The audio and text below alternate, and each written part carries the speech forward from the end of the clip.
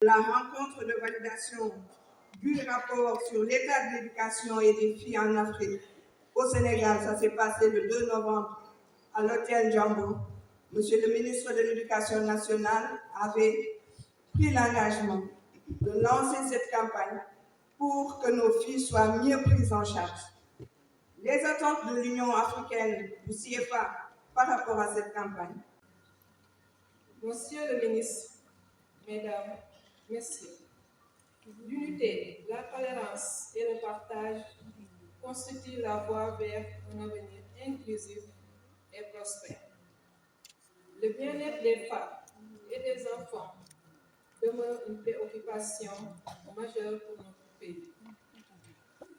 En effet, ce groupe, souvent les plus vulnérables, nécessite une attention particulière à travers des initiatives qui favorisent leur éducation de qualité, leur autonomisation et leur bien-être.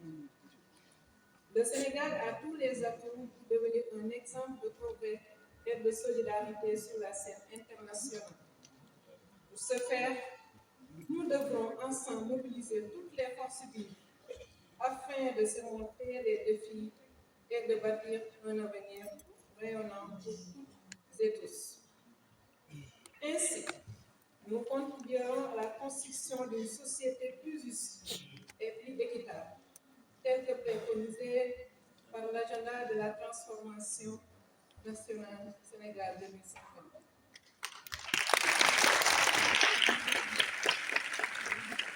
Je souhaite que cette année nouvelle soit marquée par des actions concrètes en faveur de nos filles.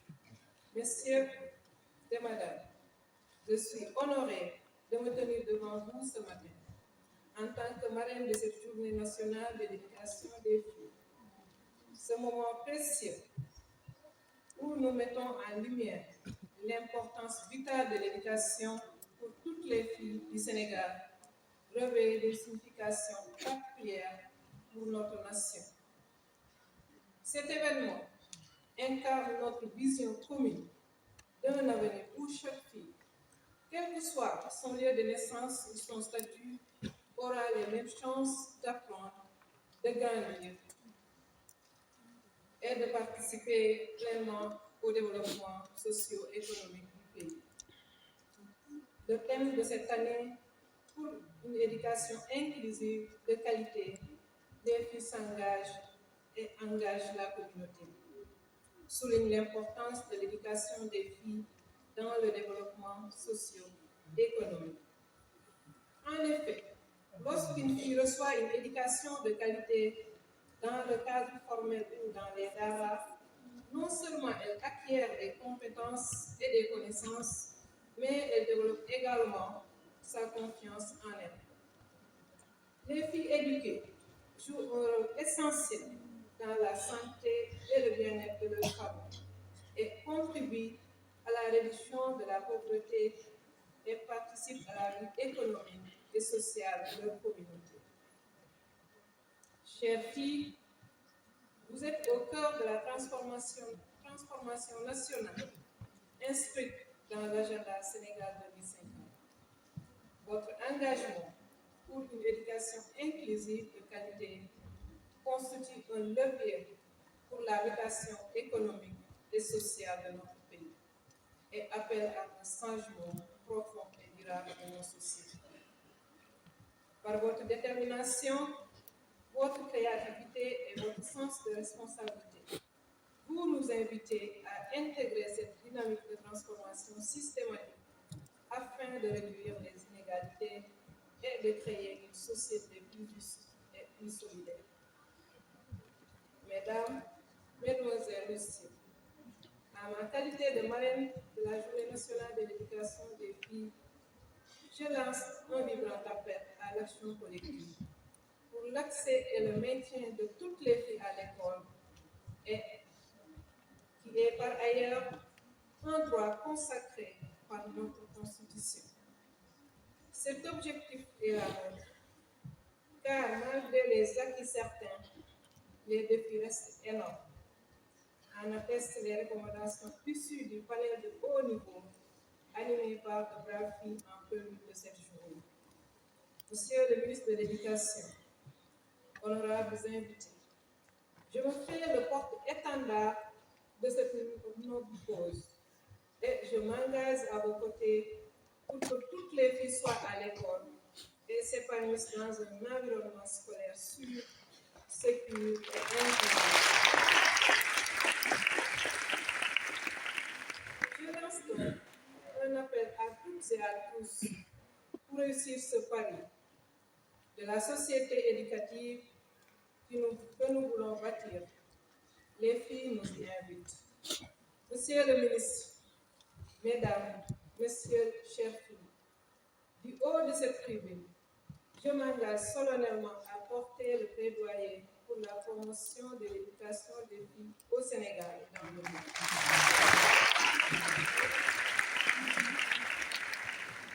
Et pour finir mes propos, permettez-moi de féliciter Monsieur le ministre de l'Éducation nationale d'avoir pris l'initiative de lancer la campagne Le Sénégal éduque ses filles et l'initiative Priorité à l'égalité, qui traduisent nos ambitions et favorisent une éducation inclusive et de qualité.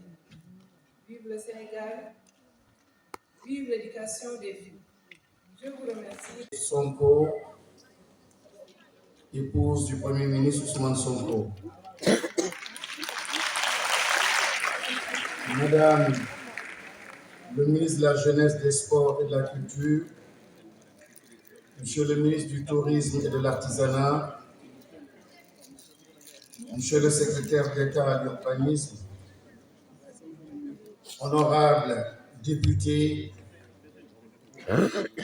Monsieur Jacques Boyer, représentant résident de l'UNICEF, chef de file du groupe technique des partenaires de l'éducation et de la formation, Mesdames les ambassadrices pour l'éducation de la jeune fille,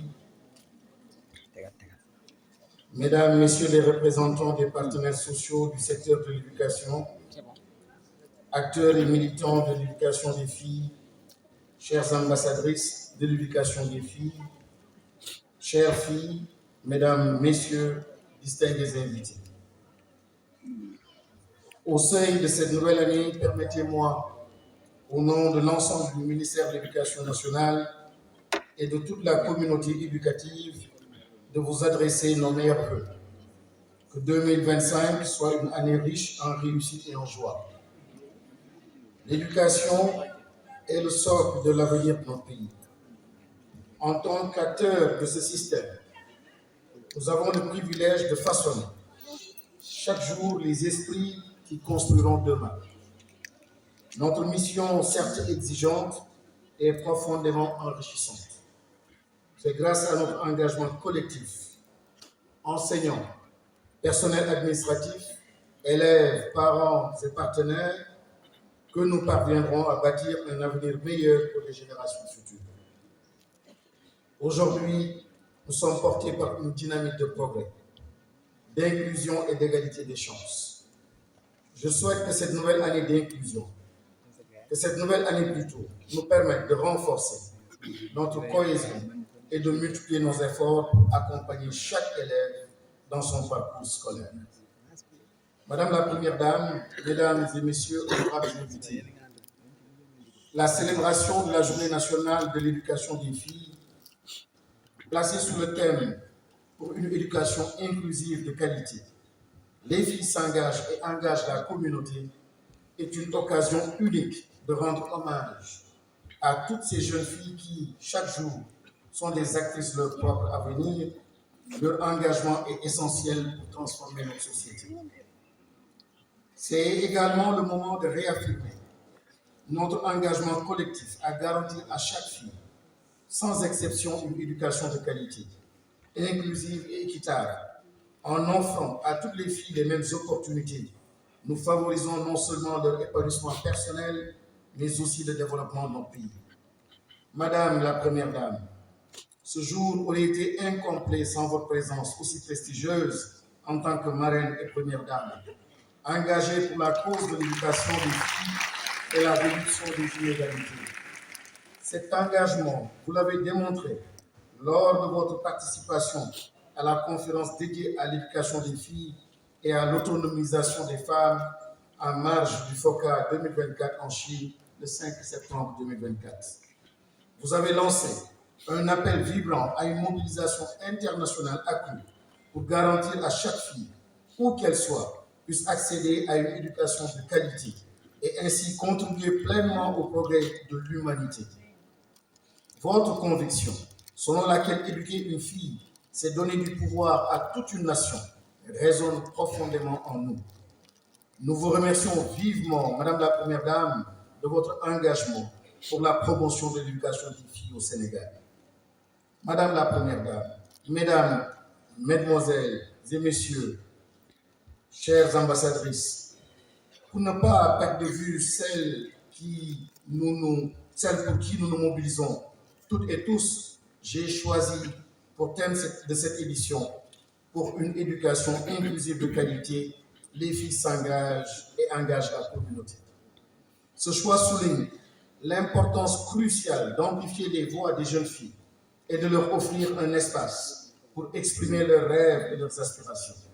En les écoutant attentivement, nous les encourageons non seulement à s'exprimer, mais aussi à devenir des actrices du changement à l'échelle de leur communauté et au-delà. Car je suis convaincu qu'il n'existe pas d'outil plus puissant que l'éducation, en particulier celle des filles, pour transformer en profondeur nos sociétés et bâtir un avenir plus juste et plus équitable. Promouvoir l'engagement des filles est crucial pour favoriser des changements positifs et durables. En s'impliquant activement dans leur environnement, les filles deviennent des catalyseurs de transformation sociale. Leur participation, souvent innovante, est fondée sur des perspectives uniques et sur les enjeux sociaux et économiques. Elles jouent un rôle clé dans la promotion de l'égalité des genres et dans la lutte contre les discriminations.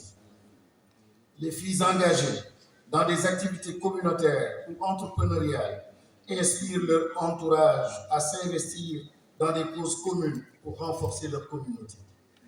L'éducation des filles est donc un puissant accélérateur de croissance, un puissant promoteur de justice sociale et d'égalité, et tous les obstacles à leur inscription, à leur progression, à leur réussite scolaire doivent absolument être levés. Chères ambassadrices de l'éducation des filles, je m'adresse à présent à vous. Je tiens à vous féliciter. Je tiens à vous féliciter sincèrement pour votre sélection par la commission scientifique, composée de hauts cadres du ministère de l'Éducation nationale. Votre désignation en tant que modèle et partenaire potentiel pour cette thématique est un véritable honneur. Je saisis cette occasion pour vous annoncer officiellement le lancement imminent d'une plateforme de souscription volontaire destinée à soutenir les efforts en faveur de l'éducation des filles. Cette initiative s'inscrit pleinement dans notre volonté de promouvoir un financement souverain de notre système éducatif et de construire une société toujours plus éduquée. La plateforme, j'espère qu'elle accueillera bientôt d'autres ambassadrices ici présentes dans la salle et qui m'en comptent. Chères filles, lors de votre panel du 20 décembre 2024, nous avons écouté vos communications qui sont de haute facture et qui nous ont interpellés tous. Je vous félicite vivement pour cette déclinaison du thème que vous avez faite. Déclinaison d'autant plus pertinente dans un contexte national marqué par des priorités énormes qui exigent tous les efforts pour un accès à l'éducation pour tous. Vos recommandations pertinentes sont relatives, entre autres, à l'engagement pour un changement de paradigme, l'adaptation des infrastructures scolaires aux besoins des élèves, vous l'avez rappelé tout à l'heure, la création d'environnements sûrs et inclusifs, sans violence ni discrimination, la mise en place de politiques claires et allocation de ressources suffisantes à l'éducation, l'engagement des organisations de la société civile à s'investir pleinement pour la cause de l'école. Ces recommandations figurent en bonne place dans la politique du secteur de l'éducation déclinée dans le programme d'amélioration de la qualité et de l'équité, de la transparence de l'éducation et de la formation, qui a pour mission, entre autres, de promouvoir l'égalité des genres et l'autonomisation des filles et des femmes. La problématique de la scolarisation des filles, surtout celles vivant avec un handicap, et leur maintien à l'école est au cœur de la mise en œuvre de ce programme. Dans la perspective d'une nouvelle politique éducative, en adéquation avec le nouveau référentiel, Agenda national de transformation Sénégal 2050, le ministère de l'Éducation nationale a décliné sa nouvelle vision qui consiste à faire évoluer notre système éducatif vers une société éducative, inclusive et efficiente, pour enfin former à l'horizon 2035 un citoyen bien adossé à son socle endogène de valeurs africaines et spirituelles, tout en étant préparé aux défis du développement durable, des sciences et technologies, du numérique et de l'intelligence artificielle. Cette vision se traduit par 11 leviers stratégiques qui visent, entre autres, à renforcer l'équité et l'inclusion sociale et scolaire. Il s'agit dès lors de garantir un accès équitable à l'éducation, mais aussi de créer un environnement d'apprentissage sûr et inclusif où chaque fille peut réaliser son potentiel. S'inscrivant pleinement dans la dynamique impulsée par son Excellence, Monsieur le Président de la République, et soutenu par Madame la Première Dame, le ministère de l'Éducation nationale est déterminé à offrir à toutes les filles les mêmes chances de réussite. C'est dans cet esprit que j'ai donné pour instruction de déployer sans délai le plan d'accompagnement des jeunes filles en phase de validation afin de prévenir le décrochage scolaire et de leur permettre de poursuivre leurs études avec succès. Madame la Première Dame, Mesdames et Messieurs, chères filles, l'inclusion sociale et scolaire, qui fait partie intégrante de notre vision, implique non seulement d'améliorer l'accès des filles à l'éducation, mais aussi de promouvoir leur participation active dans tous les domaines de la vie. Nous devons encourager les jeunes filles à exprimer leur potentiel, à prendre des initiatives et à devenir des actrices de changement dans leur communauté. Mesdames et messieurs, ensemble, en mettant en avant l'égalité des genres, l'accès à l'éducation et la participation active des filles dans les processus décisionnels, nous contribuerons à la réalisation de leur vision d'un avenir plus juste, équitable et pacifique. Engager les filles dans des conversations sur leurs besoins et leurs désirs nous permettra d'agir de façon plus collective, plus inclusive, plus réfléchie pour un avenir qui reflète leurs aspirations et les valeurs positives et spirituelles de notre société. Les idées et les perspectives des filles sont donc légitimes. Et à ce titre, nous nous engageons à les accompagner pour leur plein épanouissement. Aussi est-il essentiel pour transformer la situation des jeunes filles, de renforcer leur accès à l'éducation, même en temps de conflit, afin qu'elles puissent acquérir les compétences nécessaires pour devenir des leaders et des actrices de changement. Nous devons aussi promouvoir la solidarité en créant un environnement où chaque individu se sent en sécurité et valorisé. Nous devons soutenir par le plaidoyer pour les droits humains ceux des filles afin de garantir qu'elles aient les mêmes opportunités que les garçons, même dans les contextes les plus difficiles. Nous devons aussi encourager le dialogue par la création d'espaces où les jeunes peuvent exprimer leurs préoccupations et leurs idées sur la paix.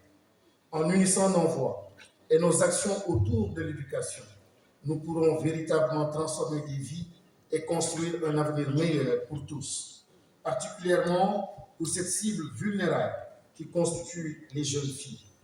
Toute femme qui enfante accouche d'une destinée. À combien de belles destinées renoncerait-on en négligeant l'éducation de la jeune fille? Notre nation ne peut se permettre un tel gaspillage, une telle catastrophe, je dirais, dans ce contexte de quête de souveraineté et de prospérité. L'éducation des filles est un catalyseur majeur de développement, à la fois humain, sanitaire, économique et social. Il n'existe aucun instrument de développement plus efficace que l'éducation des filles. Si nous voulons que nos efforts aboutissent à la construction d'un Sénégal en meilleure santé, plus pacifique, plus juste et plus prospère, Si nous voulons vraiment réaliser le Jubal Jubanti, toutes les classes dans nos écoles doivent être remplies de filles aussi bien de garçons. Monsieur le Président, Monsieur le représentant résident, pour avoir bien compris cela, nous vous remercions pour vos multiples et pertinentes interventions en faveur des filles. Mesdames et messieurs, j'ai l'honneur et le plaisir, en ce jour solennel, de lancer simultanément le Fonds UNICEF pour l'éducation des filles et la campagne Africa Illustrated de l'Union africaine et initiative Priorité à l'égalité, coordonnée par l'initiative des Nations Unies pour l'accélération de l'éducation des filles. Chères ambassadrices, partagez avec nos filles cette journée qui est la leur. Nous allons procéder à la présentation des campagnes qui seront lancées, mais aussi du Fonds UNICEF pour la promotion de l'éducation des filles. Nous vous remercions, comme je l'ai dit tantôt, et allons commencer par la campagne africaine Africa Educates, qui est une campagne de l'Union africaine qui a pris quand la communauté s'est rendue compte que cette période a été pour les filles un moment fatidique car elle a impacté négativement le cursus scolaire de beaucoup d'entre elles. Et le Sénégal, à l'instar des autres pays, s'est engagé aussi pour que nos filles soient à l'école et y restent. Nous parlons aussi de la campagne Priorité à l'égalité. Dans le secteur de l'éducation, nous prônons l'égalité. Filles, garçons, hommes, femmes. Filles, y compris les filles handicapées. Les garçons, les hommes, je l'ai dit tantôt, les femmes, en tout cas, sont nos cibles dans le secteur de l'éducation pour ce qui concerne la prise en charge de la dimension genre. Africa Educates est une initiative de l'Union africaine à travers son Centre international pour l'éducation des filles et la formation des femmes. C'est une institution spécialisée créée en 2004. Elle a pour vocation de promouvoir l'éducation des filles et des femmes à travers le continent africain. Elle vise à lutter contre les inégalités de genre dans l'accès à l'éducation, contribue à favoriser l'autonomisation des femmes par l'éducation. Elle propose aussi des initiatives pour relever les défis auxquels sont confrontées les filles et les femmes en matière d'apprentissage. Les missions du CFA, ce sont des actions qui tournent principalement autour des éléments suivants. Le plaidoyer et la sensibilisation dans la mobilisation des gouvernements et partenaires internationaux, le Sénégal y est, renforcement de capacité des acteurs du système éducatif en matière de genre, le suivi et l'évaluation des politiques et programmes relatifs à l'éducation des filles et un appui technique et financier des gouvernements dans la mise en œuvre des projets éducatifs ciblés pour les filles et les femmes. La campagne Africa Educates, pour en revenir à cela, c'est inscrit dans le cadre des actions concrètes liées à l'éducation des filles. Que je prends la parole aujourd'hui à l'occasion de la Journée nationale de l'éducation des filles, un sujet qui me tient particulièrement à cœur. C'est aussi un grand honneur pour moi de participer à vos côtés, Excellence Madame la Première Dame, à cette cérémonie d'une importance capitale pour l'avenir des filles au Sénégal, que vous avez bien voulu rehausser de votre présence et parrainer. Et devant un public aussi prestigieux, en présence notamment de Monsieur le ministre de l'Éducation nationale et de Madame la ministre de la Famille et des Solidarités, ainsi que des figures majeures de l'éducation, de la société civile et de la communauté éducative en général. Mesdames et messieurs, aujourd'hui, nous lançons ensemble les campagnes L'Afrique éduque ses filles, Initiative Priorité à l'égalité, ainsi que le Fonds UNICEF pour l'éducation des filles, qui s'inscrivent pleinement dans l'engagement du Sénégal à garantir une éducation de qualité pour toutes et tous, sans distinction. L'éducation est un droit fondamental et nous savons que les filles, en particulier, font face à des obstacles multiples et complexes. Ces obstacles, peuvent être physiques, sociaux ou économiques, mais leur impact est indéniablement profond, non seulement pour les filles elles-mêmes, mais aussi pour les communautés et les pays dans leur ensemble. Ces trois initiatives répondent à un défi que nous connaissons tous, à savoir garantir que chaque fille ait non seulement un accès à l'école, mais aussi les moyens d'y réussir et d'y rester dans un environnement sûr et inclusif.